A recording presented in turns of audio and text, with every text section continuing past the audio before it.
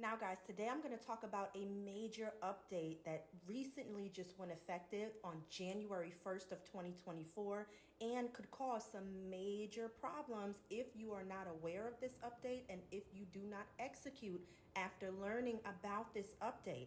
What I am talking about is making sure that you file your BOI report, that business ownership information report, to Fincen. Okay, now we're going to get into all of the reasons why, and we're going to go ahead and also get into who is exempt. However, before we do that, I normally don't lead with penalties, but because I want you guys to make sure you watch this video in its entirety, I'm gonna go ahead and do that. This is not one of those videos that you just want to bypass or only watch a little bit of it, because there are major penalties. Number one, if you do not file, you could be looking at jail time.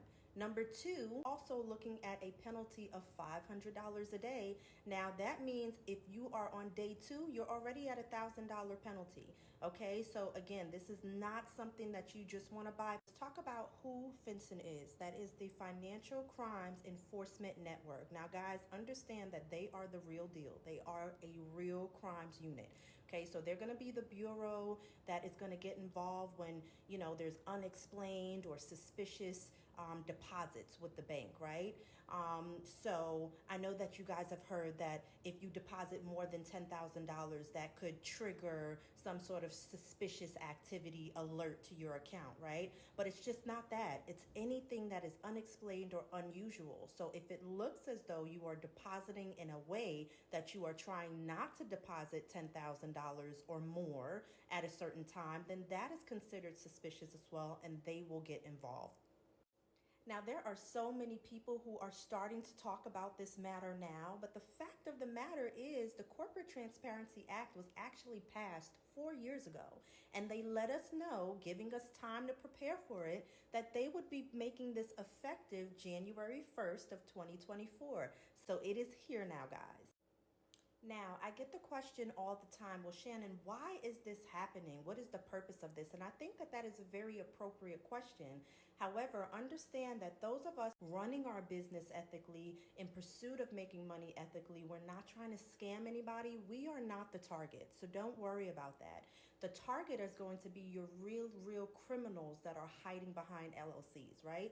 So we're talking about terrorists, we're talking about drug dealers, human traffickers, money launderers, scam artists, people who are of that such, who are hiding behind LLCs are the real targets, okay?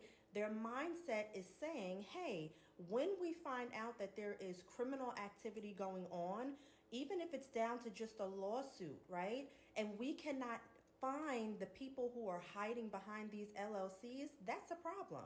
Because number one, their information is not out there, and they're on to the next LLC hiding behind that. So Fincen said, hey, we've really got to put, a hold on this. We've got to stop this in its steps, and we need to put something in place that is going to force business owners, okay, and people who already have these entities and people who are going to get new entities to provide this information to us so that it is easier for us to try to stop these criminals from doing what they do.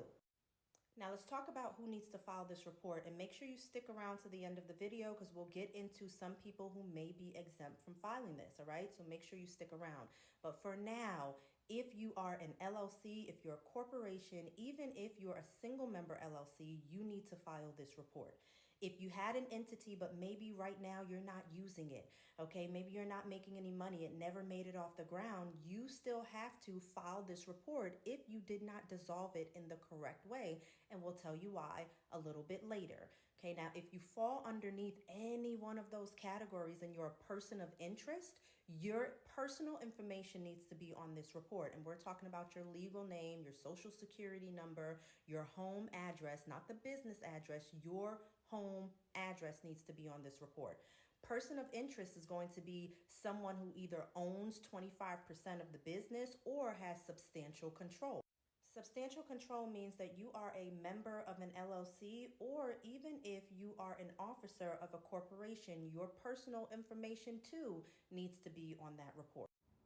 So here are the deadlines that you need to know about, okay? This was just in effect January 1st of 2024.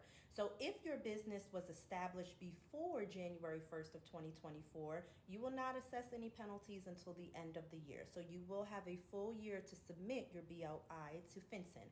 Now, if you establish a business afterwards, after January 1st, 2024, you are a newly established business, you will only have 90 days to submit this report to Fincen. It will become one of the requirements to have an established business. A couple of scenarios that would cause you to be exempt from filing this report. Now, if you are an entity and you are considered to be a medium-sized to large company, and what determines that? If you had 20 plus full-time employees that were on payroll, okay, and you have to have filed your payroll reports to the IRS, you would not have to file this report. Or if your business had 5 million or more in revenue, you will not have to file this report. If your business was established before 2020 and it is inactive, you will not have to file this report. However, if your business is inactive and you filed or established your entity after January 1st of 2020, you will have to file this report. So our suggestion is for you to go ahead and still dissolve these, whether it was before or after, so that you don't get. So for all of you inactive businesses, here's my suggestion, and this is whether you establish your business before January 1st of 2020 or after. I'm still going to suggest that you do correctly dissolve your business, okay? Because if not, again, even those people who are exempt, you still may be caught up in that crossfire. And so you still may get a contact or a phone call from Fincen saying, hey, this is what's going on. And yes, you will be able to say, hey, we are exempt because of that rule that it was filed or established before January 1st of 2020, but who wants to even go there? If it's dissolved, you won't have to worry about it. So make sure that you are dissolving the business the correct way, not that it's just inactive. There is a process and a way to dissolve the business, okay? So I definitely recommend that. I also recommend for inactive businesses that you close the bank accounts. So those of you who are watching that do have inactive businesses, I'm going to give you a suggestion, and I'm going to go a step further and suggest this for even the people who are said to be exempt because their entity was established before January 1st of 2020. And the reason why I'm suggesting you do this is even though you're supposed to be exempt, who knows if you're going to be able to, still receive a phone call from Fincen because your business has not been dissolved. Yes, you can explain to them, hey, I fall underneath that rule of the entity being filed before January 1st of 2020, but who wants to even go through that? So even for you, I'm going to suggest that you dissolve your entities the correct way. There is a process. It's not just, hey, I'm not making any money from it, so out of sight, out of mind. No, there is a process to go ahead and dissolve your company, and it involves alerting the IRS and a couple of other steps. Now, for those of you watching that do have inactive entities, okay, I'm going to go a step further and suggest even the ones that are supposed to be exempt because your entity was established before January 1st of 2020, I'm still going to suggest this for you too, okay? Because when new laws pass, we all know that there is a lot of back and forth, a lot of confusion. So who's to say that you still may not receive a phone call from Fincen because your business was not dissolved correctly, right? Maybe they're running a report for businesses that have not been dissolved and have not filed this report, this BOI report with them, okay? Who wants to get that call? Because even though you can, yes, respond by saying, hey, I fall underneath that rule of being exempt, my business was established before January 1st of 2024, who wants to go there? So just make sure you are dissolving your business the correct way. There is a correct way of doing it. Now, for those of you watching that have inactive entities, I'm going to give you guys a suggestion.